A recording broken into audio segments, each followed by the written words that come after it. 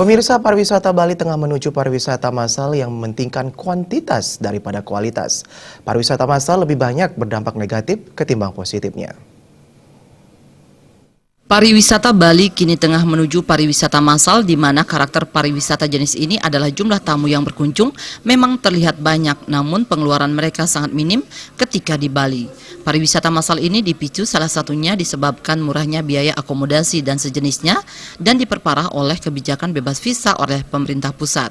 Menurut Sekjen Bali Villa Association BVA Agus Yoga Iswara, pariwisata massal dalam jangka panjang bisa berdampak buruk terhadap Bali karena kontribusi turis massal sangat kecil dan turis yang terlalu banyak mengesankan Bali menjadi pariwisata murah dan murahan.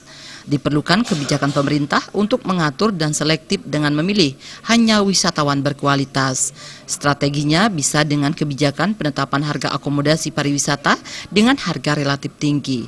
Harga tersebut akan menjadi filter otomatis untuk menyaring mana wisatawan berkualitas dan tidak.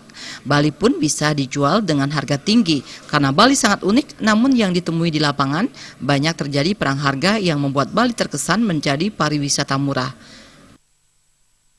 Menggali potensi-potensi yang memang memberikan kita klien yang menyupport yang namanya kualitas kita. Nah, yang kita takut begini, ketika kita terlalu fokus dengan yang namanya market ini, kita takutnya market yang memang mendukung yang kualitas ini mereka akan minggir. Bahkan ketika dia melihat kita terlalu crowded dengan massa yang begitu besarnya, mereka akan mungkin memilih mencari alternatif destinasi-destinasi yang lain. Nah, ini yang perlu kita antisipasi. Ya, bukannya kita istilahnya antipati dengan yang namanya mass production, tetapi ini butuh suatu kontrol.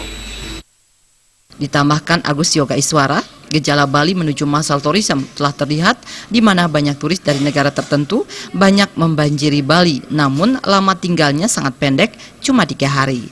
Selain itu, pengeluaran mereka sangat sedikit karena telah diatur oleh agennya. Kedepan, pemerintah perlu mengendalikannya, bukan menolak, namun mengatur agar Bali tidak penuh dan hanya jadi tempat tinggal sementara. Riase, Bali TV.